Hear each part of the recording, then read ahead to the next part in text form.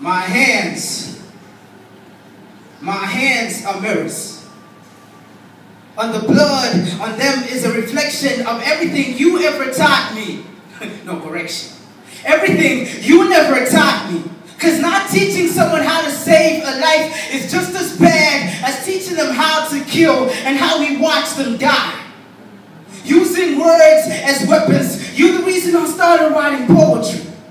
You taught me that a woman's heart was nothing but target practice, or an aim the gun of my ego, click clack, loaded with metaphors, similes, double entendres, alliteration, my need for self-validation, and the fact that I couldn't face being lonely.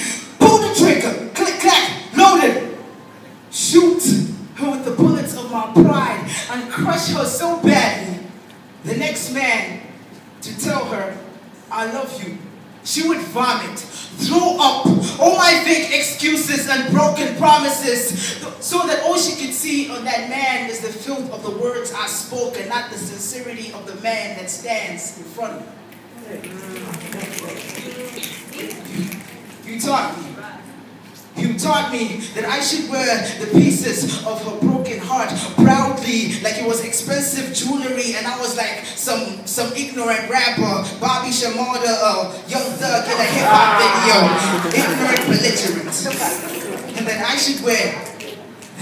should wear her tears on me like expensive cologne. Because you see, when you've cried long and hard enough, even your tears have a scent. It is the scent of sorrow. I looked up to you. You were like a brother, a father, a God to me. I looked up to you the way a 3-inch midget would look up to a skyscraper that's on top of the Tower of Babel. There was no one higher in my eyes. If infinity was a sentence, you'd be at the end of the sentence putting a full stop on it. There was no one greater. So can I tell them? I said, can I tell these good people sitting right here? Can I tell them? How you taught me how to roll a joint before I knew how to tie my own shoelaces. How you taught me how to spell Kama Sutra before I knew how to spell my own name. How other kids were learning vowels, R-A-E-O-U. But the only vowels I knew came after climatic climaxes, desire, devour, devotion, erotica, and organisms, orgasm, ooh is the only vowels I knew. How you taught me. And how you taught me. And how you taught me that you measure, that a man is measured by the size of the condom he wears. And that success is the only life after death, and sleep is the cousin of death. So I made a deal with the Green Reaper. Sold my sleep for the price of ambition, working to death, dying to live, but living to die, the vanity of life. And money was the only racism we knew. You see, if you didn't have that green, we hated you.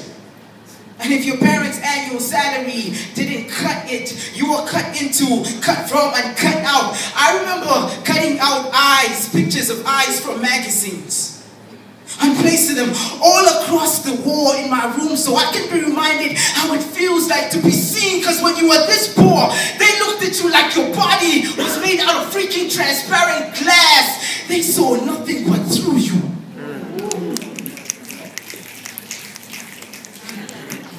And how you taught me. And how you taught me that fun and adventure comes in a long brown bottle with the words 40% alcohol on it. So at age 13, I tried for the 12th time to get high, but only found out 11 reasons why I hated alcohol. 10 was the number of times I ever saw my dad sober. 9, the number of tears I counted on my mother's face before. 8, the number of times I flirted with the idea of actually taking my own father's life. 7, the number of times I flirted with the idea of taking my own life. 6, I thought I belonged to the devil. my closet, and the monsters underneath my bed, and the demons inside my head, or my best friend. We used to drink tea every 3 o'clock in the morning.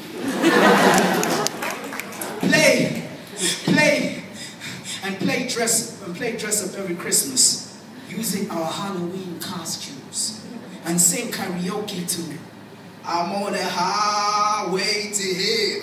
I'm on the highway to hell.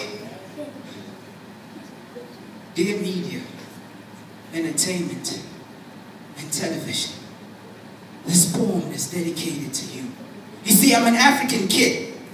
I'm an African guy. That means as a kid, I probably didn't spend as much time as I should have with my parents. So for babysitters, I had a 24-inch color television, a video game, and I happened to find E-Bunny Booty Classic Limited Edition underneath my uncle's chest of drawers. And as a kid who wanted desperately to escape reality, I fell in love with the illusions and the speed they moved at.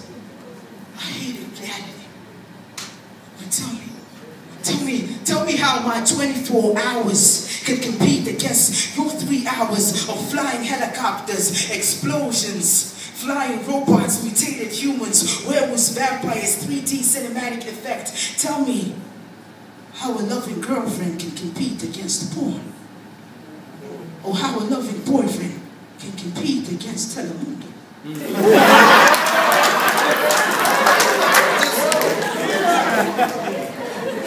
She already has a tough time keeping up with the chores and Africa's unbearable measures and how to be a woman. Tell me how she's supposed to keep up with the Kardashians.